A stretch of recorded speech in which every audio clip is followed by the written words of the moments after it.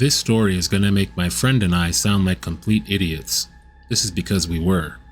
We completely ignored everything we'd ever been told about stranger danger and basic safety. We were both 20-year-old college dudes at the time. My parents are pretty well off and love to travel to exotic destinations. They planned a trip to St. Lucia and extended an invitation to my sister, her boyfriend, and my friend Vince and I. St. Lucia is a small mountainous jungle island near the coast of Venezuela. It's significantly underdeveloped, with an all-cash economy where few taxes are collected and spent for the good of the common. Violent crime on the island is not unheard of. There's a few paved roads, a few major favela-like towns, and a couple of small secluded high-end boat-accessible resorts. We stayed at one of these resorts. My parents were in one room, and the rest of us stayed in a room next door. The rooms were more like little huts open entirely to the outdoors with easily accessible rooftops above and below. All was well for most of the trip. We went hiking, snorkeling, and relaxed on the beach. As much as my friend and I enjoyed it, this resort was meant for honeymooners, not for college kids looking to have a wild time. One night, Vince and I were up drinking late at the bar, which was not extremely lively as usual, and we get talking with the bartender Gustavo. We bond with Gustavo over our interest in partying and girls, and nothing seemed off at all. We asked him if he knew any clubs or where to go to have a good time in town. He told us about how we had to leave the resort to really experience St. Lucia as we expected. He offered to take us to his place sometime to show us the good time we'd been looking for. He then showed us a picture of his house. This should have been the first red flag, but we were drinking and had no reason not to trust our new friend. Gustavo had a massive house for St. Lucian standards, complete with a huge flat-screen TV, pool table, bar, and a Camaro. We'd been around the island a bit at this point and not seen a house or car half as nice as his. We told him we'd be interested, but would have to let him know when we could go later. The next day we get a text from Gustavo midday saying that a boat was at the dock to pick us up. This was strange to Vince and I since we hadn't agreed upon a time. We told him that we had plans and couldn't go during the day anyway. This seemed to piss him off a little bit. The next day, whenever Vincent or I would see Gustavo at the resort, he lacked enthusiasm and ignored us when we said hello to him. The following day, however, Gustavo was off work and texting us like we were best friends again. He asked us if we could come to his place and told us he was making pizza and had girls lined up and some nose candy as well. Knowing that my parents would never let me do something so risky, we told him we could only go after 10 p.m. because my parents were most likely going to be asleep at that point. He agreed, but was kind of annoyed and made it sound like we owed him and better not bail again. On a side note, I've never dabbled with nose candy, but my friend Vincent has. I was slightly worried, but figured I would just say no and still have a good time. Besides, we couldn't bail on Gustavo twice. As 10 o'clock rolled around, my parents had gone to sleep. My sister and her boyfriend had gone elsewhere, and Vincent and I had finished up pre-gaming at the beach bar near the dock until it closed for the night. It started getting very dark, and soon Vincent and I were about the only ones down at the dimly lit beach area. This is when things really started to get sketchy. Around 10:45, we get a call from Gustavo saying something along the lines of, "The plans have changed.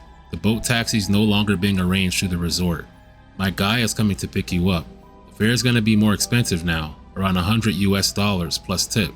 He's nice, but he has a temper and he's in a hurry, so don't piss him off. Look for the green and yellow boat and just get in." The unfamiliar flat and low tone of voice that he used sent chills down our spine, and suddenly we knew we were in serious trouble.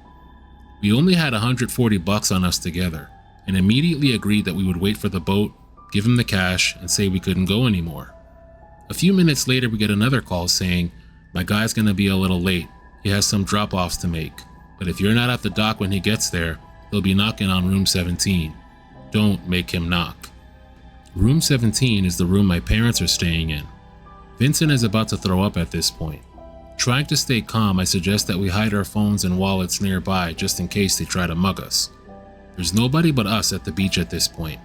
I could barely make out some small boats far out in the bay, but they hadn't moved in a while. We're standing on a small rock peninsula at the side of a cliff surrounded by black water with a single dim lamp overhead. We cannot run and we cannot hide. My parents and my sister and her boyfriend may be in serious danger if we do. 11:30 p.m. We get another call from Gustavo. "There'll be 3 boats coming in. Just get in." This is now obviously crazy. Why the hell would there be 3 boats? Vincent and I are both pretty skinny guys. There's no way we could fight more than one person. It's the perfect kidnapping, I thought to myself. Vince and I are weak young adults who come from apparently well-off families who didn't tell anyone where they were going or what they were doing. Gustavo knew all these things, and he obviously had the resources and connections to pull off abductions, or worse. I spot what appears to be a security guard making rounds down the beach and immediately walk as fast as I can to him. I explained without using Gustavo's name that we were supposed to be picked up by 3 boats and that we feel extremely uncomfortable after recent events and just want to pay the boat captain and leave. My hope was that if we did get kidnapped, at least one person would know where we went or what happened to us. He assured us that no boats come around this time and that we shouldn't wait too much longer. We walk not 100 feet before we get the single most chilling text I've ever read. Did you just talk to security? Vince and I both froze and stared at each other for a few seconds. We decided to reply and said we were just chatting with him and heading back and that we can't go anymore because it's too late. He quickly replied, "Don't worry, haha." We replied, "Seriously, don't send the boats, we're not going anymore." Once again, his response was, "Don't worry, haha," followed by yet another "Don't worry, haha." And that was the last we heard from him. I've seen the movies. Drug dealers don't usually treat rats very nicely. Maybe Gustavo knew that I didn't use his name. Maybe that's why we were able to get out of this mess. Was the security guard in on it? Or were we being watched the whole time? I'll never know. Not knowing what to do, Vincent and I started climbing the few hundred stairs up the mountain back to our room with purpose. It was dark now, with only the occasional dim lamp along the way. Every single sound, every single movement in the surrounding jungle scared the hell out of us. I've never felt this afraid in my entire life. We get back to the room, lock the door, and I go out on the patio to silently watch the easily climbable roofs like a hawk. Vincent swears that he saw hands on the edge of the roof, but they were gone when I pointed my phone's flashlight at them. For the next 2 hours I sat there, head on a swivel, ready to scream to wake up my family and fight for my life. While freaking out, I saw a meteor burn up in the clear night sky, which was easily the highlight of my night. That was pretty cool, I guess. Eventually we figured it was over and went to bed. Relieved to wake up in the morning without my throat slit, I relaxed a bit. Luckily we were checking out the hotel at 11, so we didn't have to run into Gustavo again. Before leaving the resort, Vincent and I wandered down to the beach to kill some time. That's when 2 large native men that did not appear to work at the resort approached us. The larger one said, "Hey, are you the guys that were supposed to be on the boat last night? You know Gustavo?" I replied, "No," trying my best to sound confused. "How much longer are you guys staying?" he asked. I told him we're leaving in an hour. He looked at me with an "I know you're lying to me" face, held out his fist, grinned, and said with a low voice, "Safe trip home." I bumped his fist and walked away, trying to stay cool. It felt like everyone who worked at the resort was looking at us and whispering about us for the next hour. I wanted to get the hell out of there. I didn't feel safe until we made the hour drive to the airport and got through security.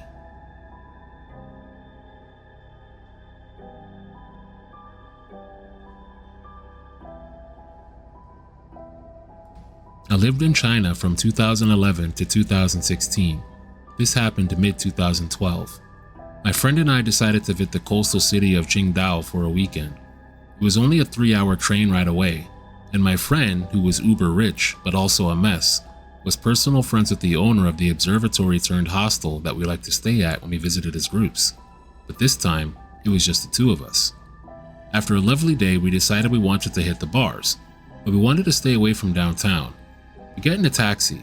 I can speak pretty good Chinese, my friend can't. And I tell the driver we want to go to the closest bar.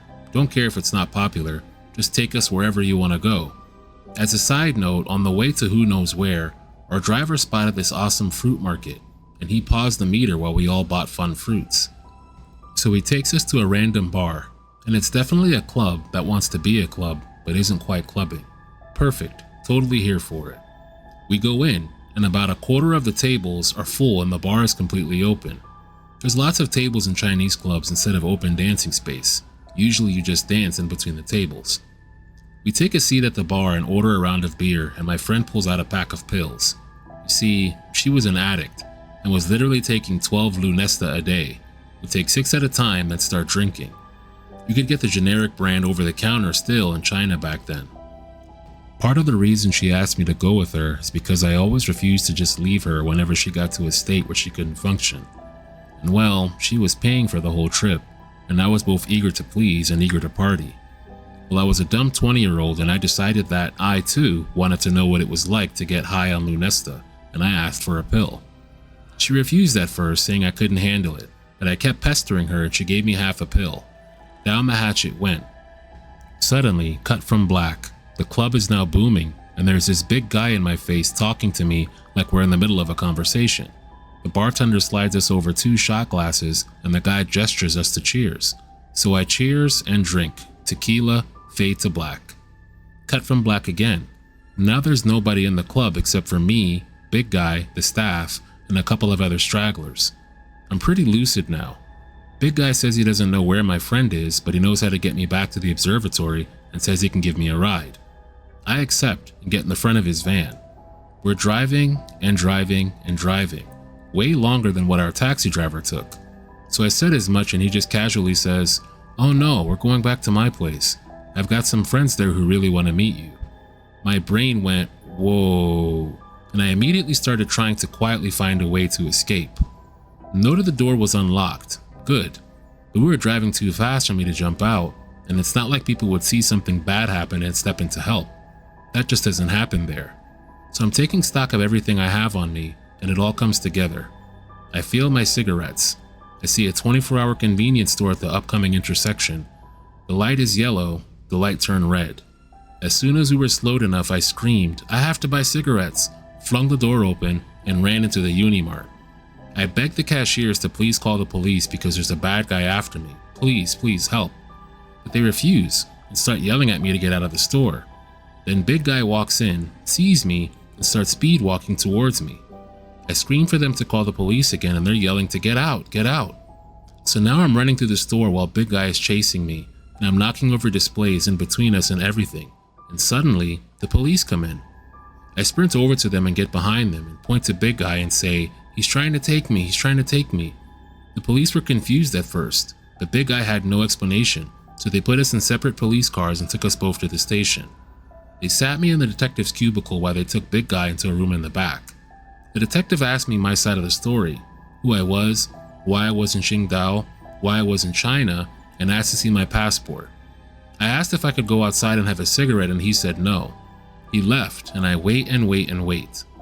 My phone is dead, cash is gone, but still had my SLR camera. A couple of hours go by and eventually the detective comes out and tells me I can go. I asked what about the big guy. He said that the big guy gave them a fake ID and they found out he's actually from Hong Kong. He refuses to say why he's in Qingdao when he's supposed to be in another city. He refuses to say where he's currently staying, so they're holding him for more questioning. I told the police that my phone was dead and I didn't have any money for a taxi, but they told me, oh well. I was eventually able to find a taxi driver that sympathized with my story and traded me a ride to the hostel for a cigarette. I get to our room and it's locked and I didn't have a key. My friend had the only one. It took literally 10 minutes of banging on the door for my friend to wake up, unlock the door, then go back to bed. Honestly, I was just glad she was safe.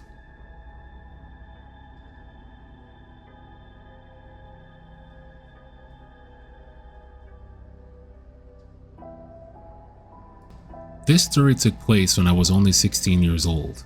I'm currently 22. It's important for this story to note that I look like a very young 16-year-old guy. I'm kinda short, and at this point I've got no whisper of facial hair on my face, and have a very young looking face and body overall. I live in France in the Paris suburbs, but every year it was kind of a ritual for me and my grandparents to go on vacation in Brittany during summer near the coast, usually every time a different location. It's also important to point out that my grandparents were already pretty old at this point, so I was used to doing things like hiking or going to the beach alone, as I didn't want them to be exhausted all the time. So this time we're staying in a little holiday resort near the sea, so my grandparents could easily go read on the beach if they wanted to, while I was swimming or going on adventures by myself. From the first day, I got myself really interested in a small island that you could see from the beach, and I talked to some locals about it. They told me how beautiful it was and that you could take a ferry to go there, but just a small portion of the island was authorized, and there was even a whole beach that was not visible from the coast, which was in that forbidden area. When I asked them about it, they said the police technically forbid people to go to that part of the island that's not visible from the coast, as to go to that side, you either have to swim in deep water or climb rocks. There's also no roads for police cars to drive on to this side of the island, so if you have a problem, they can't really get to you that quickly. But they also told me that many people don't care and go to this side even if it is forbidden, because the beach there is bigger and there are fewer people. From there, that was it for my 16-year-old self. I wanted to go to this island. So the next morning I told my grandparents about it. At first they said no because they were afraid I couldn't make it before the last ferry, but I reassured them that I would do my best to take the second to last ferry, so if I missed it, I would just have to wait for the last one. They finally said yes. So after a morning exploring the town with my grandparents, I finally got on the ferry and arrived at the island around 4 p.m. The last ferry to get back to the coast was around 7:30 p.m. I immediately searched for the first beach, the legal one, from which you could climb or swim to the other one. And there I was, climbing barefoot on sharp-edged burning stones on a hot day. The first thing I figured is that, contrary to what I was told, the water wasn't deep at all. In fact, I just chose to climb because I was dumb and irresponsible, but if I chose to walk around the island in the water, I could have. I'm kind of a short guy, and the water would have just got to half my torso. The second thing is that there sometimes were micro beaches fragmenting the climbing wall. Not big at all, just a couple square meters, but enough to stop the climbing for 3 or 4 seconds and set foot to the ground before returning to climbing. The last micro beach, which was actually midway to the forbidden beach, was bigger than the others and had some sort of a little cave. Not really deep, maybe 3 meters, but just enough so you don't see much of the texture of the walls because of the darkness. I arrived at the forbidden beach, and as I was told, there were not many people. Mostly teenagers and groups of friends and couples in their 20s lying next to each other on beach towels. I stayed there for about 45 minutes swimming and laying in the sand, doing whatever, when I saw an old man who seemed to suffer from severe back pain considering his slowness, arched posture, and hands placed on his lower back. I naturally said hi to him as he walked past me and smiled. Didn't really think much about it, because it was natural for me to say hi to an old man, especially one that seemed to be in pain. He nodded like a nice grandpa and continued walking. Then I gathered my stuff back from the beach and prepared myself to leave, when I noticed he stared at me from a distance and seemed to try to gauge if I came with friends or not. He saw that I noticed him and strangely smiled. I said hi to him again, trying to make the situation less awkward, and moved on. From there, the real nightmare begins. I start climbing back to the rocks, heading to the legal beach. At first all seems normal, but after 5 minutes of climbing I notice some noise behind me, little rocks dropping in the water below and faint breathing. So I look back and see nothing at first, but as I stay still, I see him, the old man climbing behind me from a 5-meter distance. I completely freeze, surprised to see him here, and I say, "Hi." I know that's kind of ridiculous at this point, but I've always been such an introvert and I didn't know what else to say. This time he responds with something that could roughly translate as, "Oh, you're such a polite little boy, aren't you?" And he smiles at me with the strangest smile I've seen from an old man. Then I go back to climbing faster, not saying anything and not realizing at first what's happening. That's when I remember, wasn't this old creep arching his back like crazy just 10 minutes ago? And also, to go to the forbidden beach in the first place, you either have to climb rocks or walk in relatively deep water. That's why there were only young people on that beach. How would an old man in pain even be here? As I realize that, I notice he's getting closer, so I accelerate even more. After some time, I see him climbing down, so I figure it's too much for his old body and I get kind of relieved. But then I noticed him placing himself right below me in the water, trying to grab my feet to pull me down with him. Mind you, all the time I'm too stunned to move, seeing this man in his 60s trying to pull me down to his level in the water to do God knows what with me. It's when I began climbing again after what seemed like an eternity, shaking, that I noticed him stopping to try to grab my feet and just following me with open arms in my direction, seemingly hoping that I would fall off the wall into his arms. Then I start climbing again, trying to ignore what's happening below me, and I don't exactly know when, but I stop seeing him and I get really scared that he might have climbed back to get me. At the same time I notice I'm near the micro beach with a tiny cave, and I'll soon have to get to the ground to start climbing forward. So I go to the edge before descending to the ground. It wasn't really an edge, but more of a really gradual slope, and something feels off. There's something in the cave. It's him. He's thrown away his clothes, and he looks directly at me, smiling, completely naked, telling me with his hands to come to him. At this point, I'm terrified. He may be old, but he is taller than me, and I'm weak. I don't know what to do because my only way forward is there, and I'm terrified of missing my ferry back to the coast until my grandparents and having to sleep on that island, where I have no money and I don't know anybody. So I decided to go back as fast as I could to find anybody really. He tries to follow me back on the rocks at first, saying something like, "Come on, little one, come to me." But I'm going really fast, and after 30 seconds or so, I don't hear him anymore. So it means he has another plan, or he just gave up chasing me. Now I'm back on the forbidden beach.